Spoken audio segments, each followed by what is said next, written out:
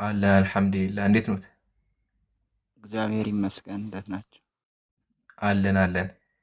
ምንድን ኖት? መምህር ኖት ወይስ ዲያቆን ኖት? አይዳቋል ዲያቆን ነህ። ማሻአላህ። ዲያቆን ከተገኘ ጥሩ ነው። ዲያቆን ይገርመሃል፣ እስካሁን ሶስት መምህሮች ቄሶች መጥተው ነበረ። መጋቢ ብሉ ሐዲስ መጥተው ነበረ፣ አልቻሉም። መምህር ዮሐንስ መምህር ኤልያስ መጥተው ነበር፣ አልቻሉም። እንዲሁም አንድ መጥተው ነበረ። አንተ አራተኛው ነህ። እሺ፣ አሁን ለአንተ ጥያቄ አለኝ። በደቂቃ ነው የምናወራው።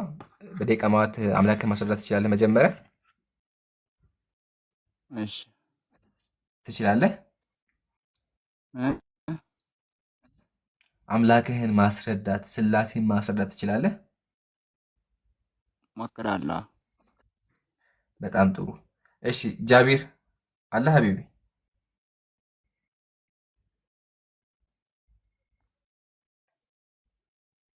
ጃቢር የለም። እሺ ዛኪር አለ? ካሜራ የሚከፍትልን ካለ አንድ ሰው የለም? ማንም ቀኑን እከፍትልሃለሁ። ኸይር ኡስታዝ፣ ሰዓት ከፈዙልን እንግዲህ ዲያቆን ከተገኘ አቤት ኡስታዝ عرب ان شاء الله. ايش انت ما كفتش كعلة ما كفت جمال كعلة اي ماتشيني من استاذنا قتلوا بارك الله فيكم. እሺ ስንት ደቂቃ ነው የሚይዝላችሁ? ዲያቆን እንኳን በሰላም መጡ። እንኳን ደህና ቆያችሁ። እሺ እኔ ነኝ የማወያያችሁ። እንግዲህ ያው ሰዓት ይዤ ነው። ስንት ደቂቃ ይሆንላችሁ? መጀመሪያ እስቲ እርሶን እንጠይቅ። የእርሶን ምርጫ 5 ደቂቃ ይሁን 10 ይሁን፣ አምላኮን በስንት ደቂቃ ውስጥ መግለጽ ይችላል? ችግር የለውም። አይ አምላካችን መድኃኒታችን ኢየሱስ ክርስቶስ ለሰው ልጅ ብሎ የተሰቀለ አምላክ በእኔ አንደበት የሚገለጽ አይደለም። ግን እሺ 5 ደቂቃ ላድርግሎት። 5 ደቂቃ ላድርግላችሁ። ኡስታዝ አረብ በቃ መሀል ላይ አራት ሰውም እንዳይሰለች እንዳይረዘም አራት አድርጉት በደንብ እንዲወራበት። እሺ እንግዲህ 4 ደቂቃ ተብሏል። አንዴ ካሜራ ይልክፈት። እሺ ብስሚላህ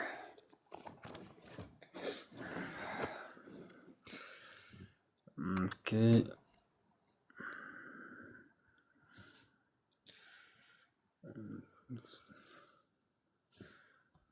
ታይመር እኔ ልጀምርና ከዛ ደግሞ አለሙ ይቀጥላል። አራት ደቂቃ አለው። ኦኬ ወንድማችን ኡስታዝ ወንድማችን ዕምራን ይጀምራል። ከዛ ዲያቆን ብዙሃን ይቀጥላሉ። ኦኬ ልጅ ላስጀምር።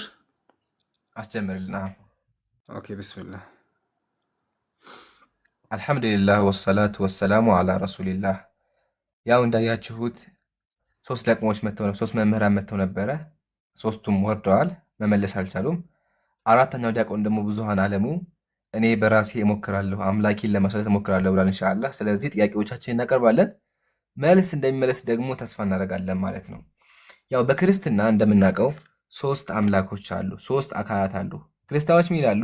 ይትዋሃዱ በመለኮት ወይሰለሱ በአካላት፣ አንድ ሲሆኑ ሶስት ናቸው፣ ሶስት ሲሆኑ አንድ ናቸው ይላሉ። ትርጉሙም አምላክ በአካል ሶስት ነው፣ በመለኮት ደግሞ አንድ ነው ይላሉ። ይሄ አስተምሮ ግን ጭራሽ ሆኖ መጽሐፍ ቅዱስ ላይ የለም። መጽሐፍ ቅዱስ አያውቀውም። መጽሐፍ ቅዱስ የሚያውቀው አንድ አምላክ ነው። ለዛው ትንቢተ ሚልክያስ ብሎ ይናገራል፣ ለሁላችን አንድ አባት ያለን አይደለምን አለ። አንድ አባት ነው ያለው፣ አንድስ አምላክ የፈጠረን አይደለምን ይላል። ፈጣሪ አንድ አምላክ ነው። ግን ክርስቲያኖች የሚላሉ ተመከቱ፣ መጽሐፋቸው ላይ ሶስት ፈጣሪዎች አለ ይላሉ። ተመከቱ። ምሳሌ ይሄን መጽሐፍ ብትመለከቱ ምን ይላል? ስሉስ ቅዱስ ይላል። ሶስቱ ቅዱሶች ሆይ የአዳምና የሔዋን ፈጣሪዎቻቸው ሶስት ናቸው፣ ፈጣሪዎች አሉ ይላሉ። ግን እግዚአብሔር መጽሐፍ ቅዱስ ላይ ምን አለ? እኔ ብቻ ነኝ፣ ከአንዱ በቀር ሌላ አምላክ የለም። ትንቢተ ኢሳያስ ላይ ማለት ነው። በኢሳያስ መጽሐፍ ላይ እግዚአብሔር ምን አለ?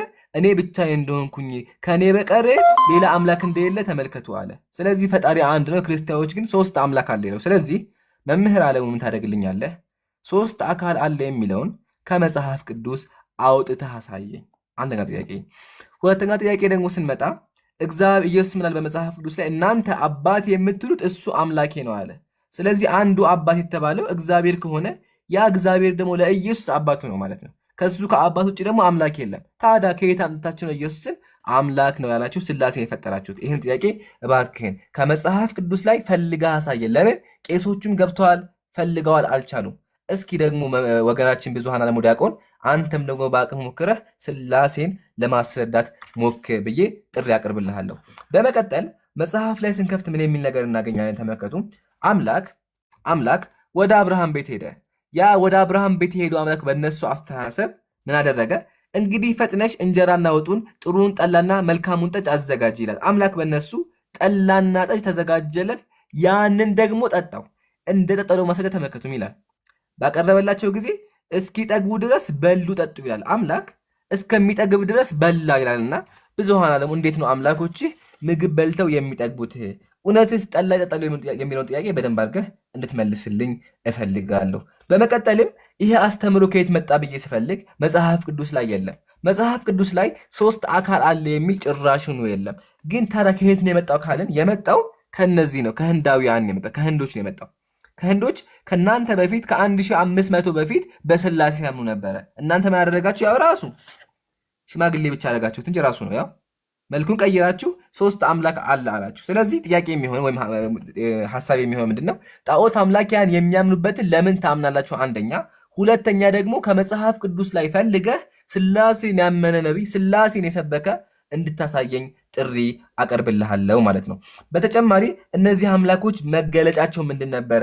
ባህሪያቸው ምንድን ነበረ ስንል አምላካቸው ይታዘላል። አምላክ ታዘለ የሚል ነገር ብዙ ጊዜ አውርተን ነበረ። እስካሁን ሊመለስ አልቻለም። ያው እንደታዘለም ደግሞ ፎቶ አለው። የሚታዘል አምላክ እንዴት ነው አምላክ የሚሆነው? 3 አምላክስ አለ እንዴ? ይህን በደንብ አድርገህ መልስልን። በተጨማሪ መጽሐፍ ቅዱስን ስንገልጠው የአምላካችሁ ባህሪ ትክክል ሆኖ አናገኘው። ለምን ካላችሁኝ አምላክ ሰይጣን ያዘዋል። ያው ማስረጃ እንደዚህ ላይ መጽሐፈ ኩፋሌ ላይ ሁሉን የሚገዛ ሰይጣን መጥቶ በአምላክ ፊት ቆሞ እንዲህ አለ፣ እነሆ አብርሃም ልጁ ይስሐቅን ይወደዋልና እርሱ ደስ ያሰኘዋል፣ በመሰዊያው ላይ መስዋዕት አድርገህ አቅርበው ንገረው አለው። እዚህ ጋር ሰይጣን አምላክን አዞታል።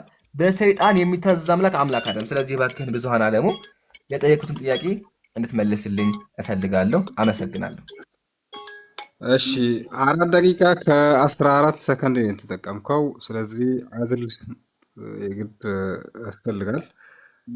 ለዲያቆን 14 ሰከንድ ጨምሬላችኋለሁ። ምራን የተጠቀመውን ዲያቆን ዝግጁ ኖት? አይ እሺ፣ አልተዘጋጁም? ጥያቄውን ለመጠየቅ ለምን አስፈለገ?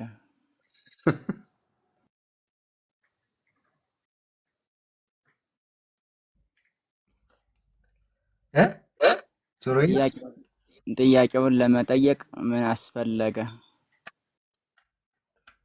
እርፍ ብዙሃን አለሙ ዲያቆን።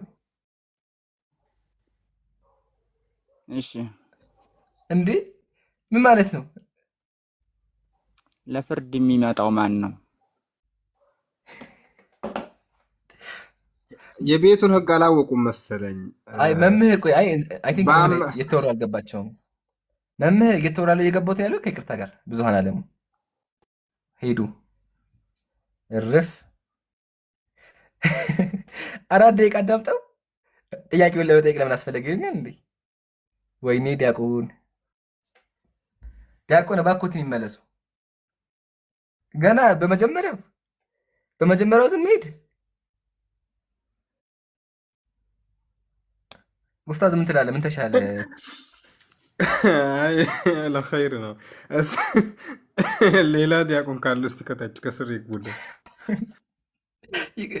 ወረዱ ሄዱ። ኧረ ሱብሃንአላህ። በመጀመሪያው ዙር ማለትም ምንም ነገር ሳይመልሱ ቢያንስ እኮ መሀል ላይ ሲከብድ እኮ ይወጣል። ምንም ነገር ሳንጀምር ሱብሃንአላህ። አራተኛ እየቆጠራችሁ 4 ዲያቆን እስካሁን 4ተኛውም ዲያቆን እንዳያችሁት ቤቱን ነቅሎ ጠፍቷል። ወይኔ ደግሞ ያሳቀኝ ምንድን ነው መጠየቁ ምን አስፈለገ ማለቱ ነው እንጂ። እሺ